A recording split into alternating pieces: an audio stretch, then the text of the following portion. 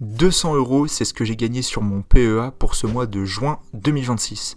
Alors aujourd'hui, je vais te dire comment j'ai gagné ces 200 euros et je vais faire le bilan de mon PEA pour ce mois de juin. Si tu es nouveau sur la chaîne, c'est ma 3e vidéo. On parle ici d'épargne et d'investissement, alors n'hésite pas à me soutenir en t'abonnant, comme ça tu pourras voir toutes les prochaines vidéos. Alors aujourd'hui, je vais tout d'abord te parler des 2 ETF qui composent mon PEA. On va faire un peu le bilan pour ce mois de juin. Ensuite, on va évidemment parler de mon PEA, je vais te donner la valeur de mon PEA et évidemment l'évolution qu'il y a pu avoir pour ce dernier mois. Ensuite, je vais évidemment te présenter les 2 ordres que j'ai passés pour le mois de juillet 2026. Je vais t'expliquer un petit peu la stratégie derrière. Et enfin, je vais te parler des questions que je me pose et d'un potentiel changement de stratégie justement pour mon PEA.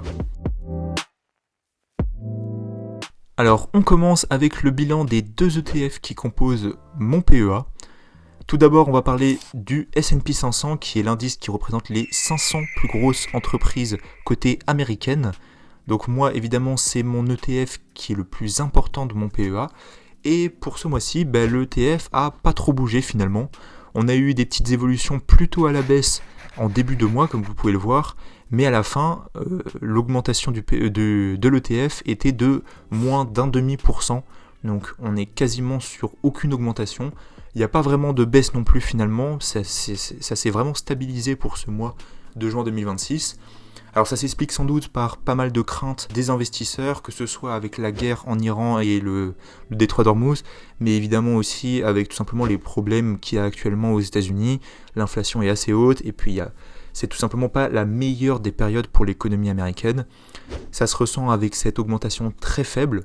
Et puis il y a évidemment aussi une question qui se pose concernant la potentielle bulle de l'IA, qui selon certains devrait bientôt exploser, on verra bien.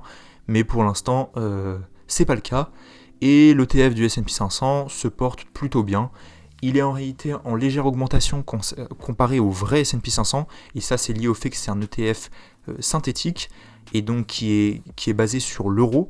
Et l'euro a pris un petit peu plus. Le cours de l'euro est remonté par rapport au cours du dollar. Et donc, ça bénéficie à notre ETF S&P 500. Ensuite, on a évidemment l'ETF Eurostoxx 600, ma 2e position, qui lui s'est porté très très bien pour ce mois de juin 2026. On voit plus de 3% en un seul mois, c'est vraiment excellent. Et ça montre également que l'Europe n'a pas non plus complètement à rougir. On parle tout le temps du S&P 500, mais l'Eurostoxx 600 fait aussi des performances pas du tout ridicules. Et ce mois-ci le prouve bien. Et donc je suis très content d'investir dans l'Eurostoxx 600 parce qu'on est quand même sur une année qui est tout à fait correcte pour l'ETF. Et évidemment, moi qui renforce de plus en plus ma position en Eurostoxx 600, c'est agréable de voir que cet ETF se porte de mieux en mieux. Alors concernant le bilan de mon PEA pour juin 2026, donc comme j'ai pu le dire en début de vidéo, j'ai pris plus de 200 euros pour le mois de juin 2026, en plus-value latente évidemment, puisque j'ai pas vendu de titres. C'est mes ETF que je détiens qui ont pris de la valeur. Donc c'est super encourageant parce que forcément ça motive à continuer d'investir quand il y a un très beau mois comme ça, qui est donc évidemment, comme je l'ai dit, porté majoritairement par l'Eurostoxx 600, qui s'est très très bien porté. Et le résultat, c'est 200 euros de plus-value pour ce mois de juin 2026. Donc c'est super, ça me donne encore envie d'investir. Et c'est évidemment ce que j'ai fait pour le mois de juillet, comme je vais pouvoir vous le montrer juste après.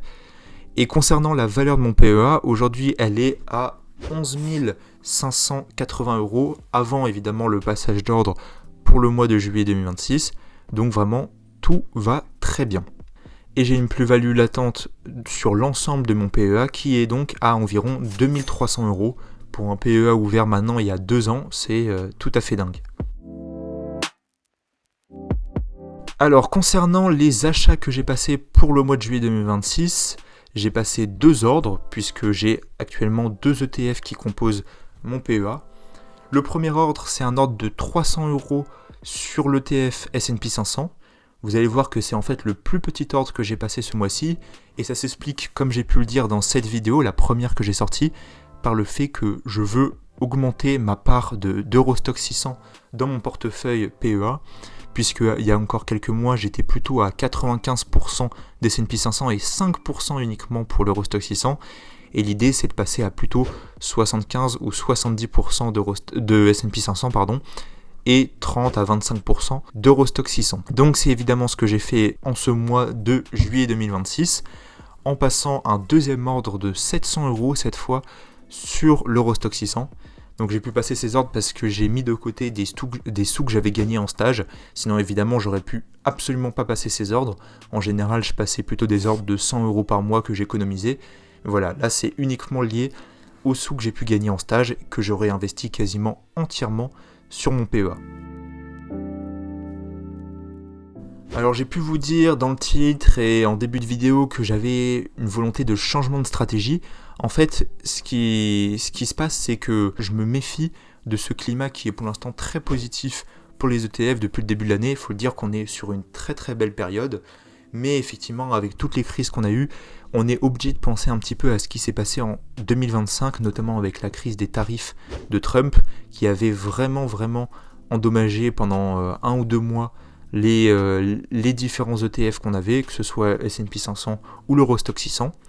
Je pense que comme j'ai pu le dire dans ma deuxième vidéo, il ne faut pas non plus arrêter d'investir parce qu'il y a des craintes, parce qu'il y a des gens qui parlent de potentielles bulles de l'IA ou de marché qui serait beaucoup trop haut.